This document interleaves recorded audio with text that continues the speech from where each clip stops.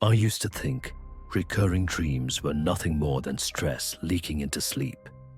Work deadlines, bills, noise, the mind's way of clearing out junk. But after a month of the same dream, down to every detail, I stopped believing it was random. It starts the same way each time. I'm standing in a hallway that seems too long for any building I know. The air feels thick, heavy, like it hasn't been breathed in years. The walls are pale, maybe once white, but stained with damp gray streaks that reach toward the floor. There's a buzzing overhead, a single fluorescent tube that flickers, humming just enough to drown out the sound of my own breathing. That hum is the first thing I notice every night, and it's what follows me when I wake. At first, nothing happens. I just stand there, unsure where I am. Then I realize there are doors lining both sides. Metal doors, each with a small rectangular window. I always try to look through them, but the glass is frosted and dirty, and every time I wipe it clean, there's nothing on the other side. Just dark, endless, silent dark. In the early dreams, I could move freely. I'd walk down the corridor, counting doors, waiting to reach the end. But the farther I went, the more wrong the space felt. The light didn't fade with distance. It thinned, like the air itself was leaking brightness. And behind me, just barely under the hum, I began to hear footsteps. At first, they matched mine perfectly. I tried to convince myself it was echo. The hallway looked like concrete under the tile. Maybe it carried sound strangely. But when I stopped walking, the footsteps kept going. 2, maybe 3 more paces, and then stopped too. That's when I turned around for the first time. There was nothing, only the hallway stretching back into the same washed-out light. But I could feel something had changed. The air was colder, and a faint vibration pulsed through the floor. I remember whispering, "Hello." The sound barely left my mouth before the light above me flickered once, then steadied. And for the brief second that it dimmed, I saw a shape at the very end of the corridor. A person, or what looked like one, tall, thin, standing perfectly still beneath that flickering light. By the time it brightened again, the figure was gone. I woke up with my skin crawling and my heart hammering against my ribs. The sound of that fluorescent hum stayed in my ears for half an hour. The second time the dream came, I was already afraid before it began. It's strange to recognize a dream as it's starting, to feel the same floor under your feet, the same air pressing against your lungs.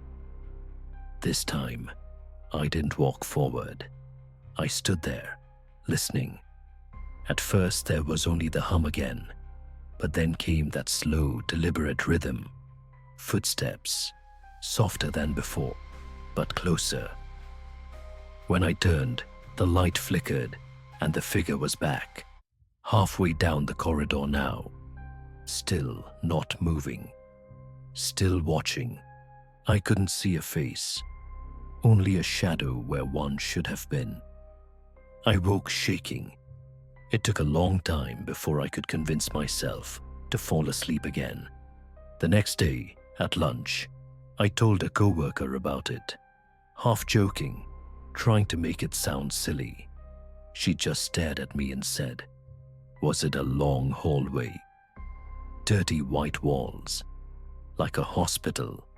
Her voice cracked a little when she said, "Hospital." She had dreamed it too. That night, I searched online. Hundreds of posts, all describing the same place. Different people, different countries, all with the same details. The buzz of the light, the endless doors, the sense that someone was standing just out of sight. One person called it the corridor of silence.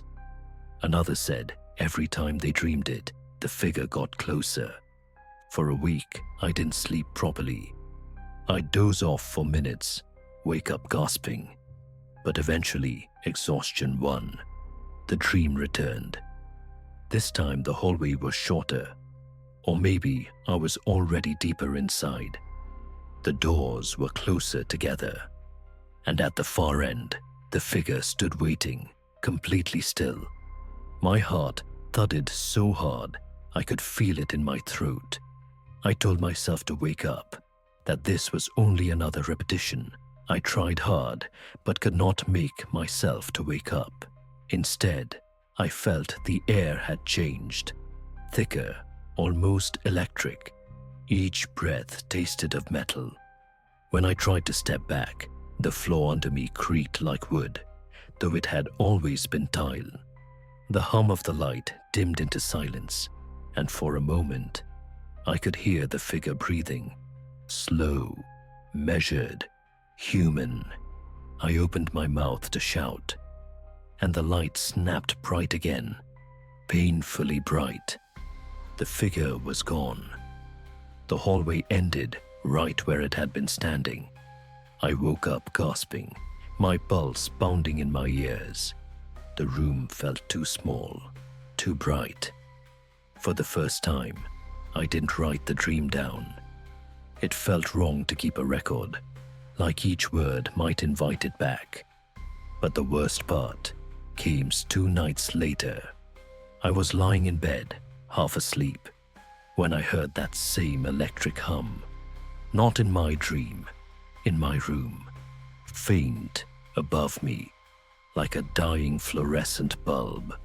I sat up and stared into the dark, waiting for it to stop.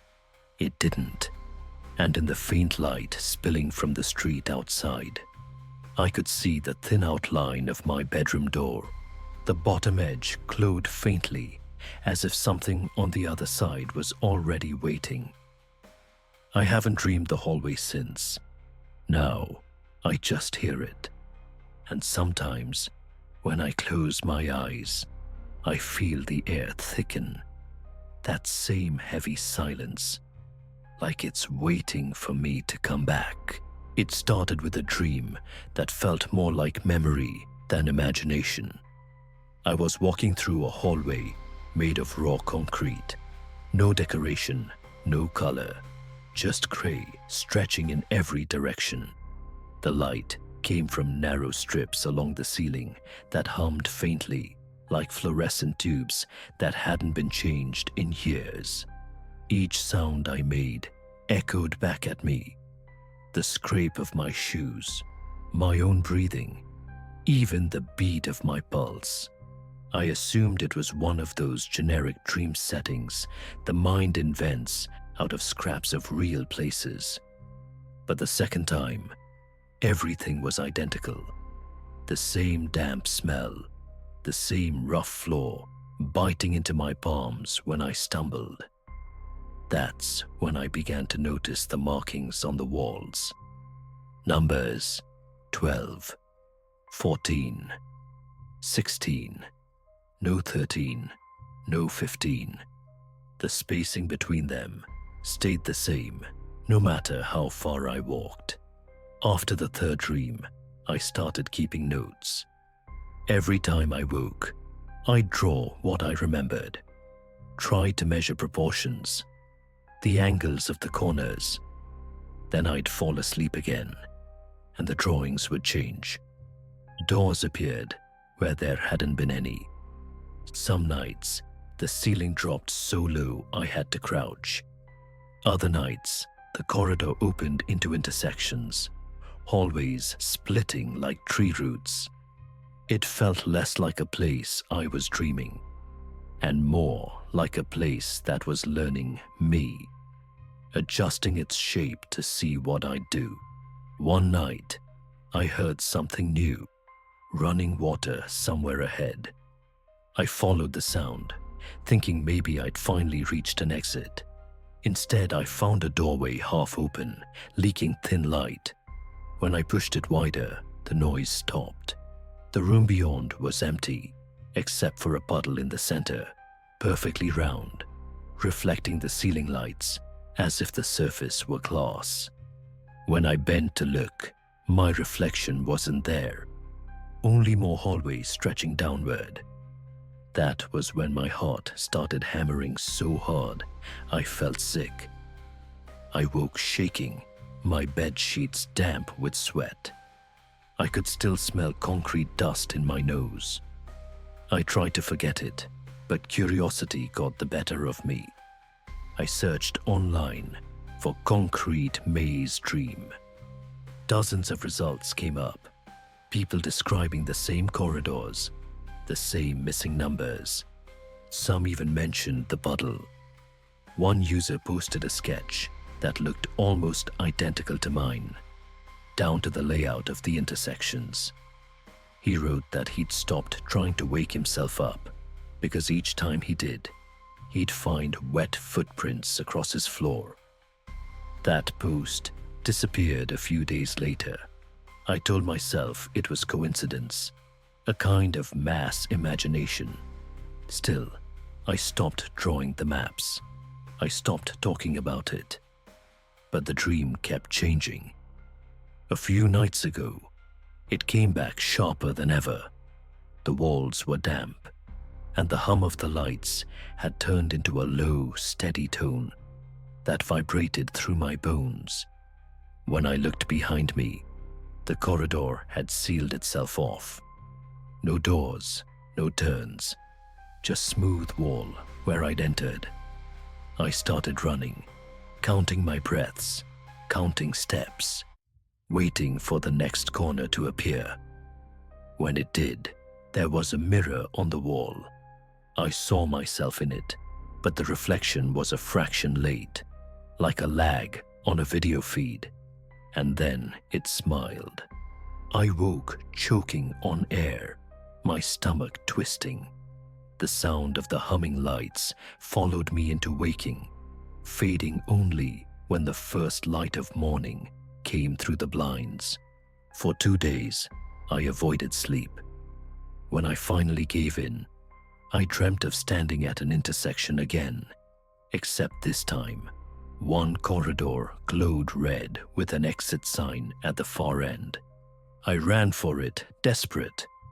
But as I got closer, the sign flickered and the letters started to slide, melting into shapes I didn't recognize. Symbols looping over themselves like handwriting I almost understood. I slowed down, terrified that if I read it, I'd know what it meant. That's when I saw movement behind the glass door, beneath the sign. Someone standing on the other side, waiting. It looked exactly like me. I haven't slept since. Every time I close my eyes, I hear that hum building again, like it's under the floor. Sometimes the air conditioner catches the right frequency, and my whole body seizes, because for a second I think it's back, that the corridors have found a way to reach me when I'm awake. I know it sounds insane, but there's something worse than not believing me. It's realizing that now you've heard this, the Labyrinth probably knows you too. I used to think sleep paralysis was just science. Your brain waking before your body, muscles still locked in REM, imagination filling the gap. I even read about it once, fascinated by how common it was. That curiosity didn't last long. The first time it happened, I woke to a pressure on my chest, so heavy it hurt. I could see the room perfectly. The soft blue light from my phone charger, the faint outline of the curtains moving in the breeze. Everything was exactly as it should have been, and that made it worse. Because if everything was normal, then the thing standing at the foot on my bed had to be real. It wasn't smoke or shadow, not exactly. It was darker than the dark around it. Tall, still, featureless, just there. My heart hammered so violently that my whole body shook against the mattress, but nothing moved. I couldn't even blink. I remember thinking, this is the moment people talk about before they die. And then it leaned forward. Not much. A tilt of the shoulders, a bend at the waist. Enough for me to feel the air move across my feet. The sensation was wrong. It wasn't cold. It felt like static electricity crawling over my skin. My stomach dropped. I was sure I was going to faint, but you can't faint when you can't move. When the paralysis finally broke, I bolted upright and turned on every light. The room was empty. I laughed shakily, like someone who's just survived a car crash. I told myself it was a trick of the mind, nothing more. But there were marks on the blanket near my ankles, 2 shallow depressions side by side, as if someone had been standing there. I didn't tell anyone for a week. Then at work, during coffee break, a colleague mentioned she'd been having those frozen dreams. I asked what she meant. She said, "You wake up, can't move, and there's someone in the room." I froze halfway to my mouth with the cup. Before I could ask, she added quietly, "He just watches." The word she slipped out like habit, as if she'd recognized something I hadn't dared to name. The next night, I set up my phone on the nightstand, recording video. I told myself that when I saw the footage in the morning, it would show nothing, and I could finally breathe. Instead, I woke at 3:12 a.m., completely rigid, eyes wide open, unable to move. The shape was there again, closer this time, right beside the bed. If it had leaned any further forward, it would have been hovering over my face. I could feel the weight of its attention. That's the only way to describe it. Like a hand pressing against my forehead. It wasn't evil exactly, but it wasn't neutral either. It was curious, like it was studying the difference between me and itself. When I woke fully, the phone had fallen to the floor, screen cracked, battery dead. The recording file was corrupted. All that remained was 5 seconds of static. After that, I couldn't sleep in the dark. I kept a lamp on, music playing, anything to break the silence that seemed to call it back. But exhaustion has a way of winning. A few nights later, I drifted off sitting upright. When I opened my eyes again, the lamp was off. The room was darker than I'd ever seen it. And at the edge of the bed, 2 hands rested lightly on the blanket, fingers spread, as if testing how real it felt. My skin crawled so badly, I thought I'd tear it off. I shut my eyes and prayed for it to end. When I dared to look again, the hands were gone, but the blanket still dipped where they'd been. The imprint stayed for hours. Now I sleep with the door open, hallway lights spilling across the floor, like a moat I can hide behind. It hasn't stopped the paralysis, but the figure no longer stands at the foot on the bed. It stands in the doorway, watching, waiting for the light to go out. 3 people, 3 nightmares, different lives, yet the same hallway, the same maze, the same shadow. The odds of that happening by chance are almost 0. So what are we seeing here? Shared fear, or maybe shared mind, or something that waits for us when we dream. If you've had a nightmare that felt too real or too familiar, share it in the comments, because the more stories we hear, the harder it is to believe these dreams belong to us alone. Thanks for watching No Sleep Tonight. And if you enjoyed the video, don't forget to like, share, and subscribe. It truly helps this channel grow and keep these horrors coming. I'll see you in the next video. And until then, sleep well.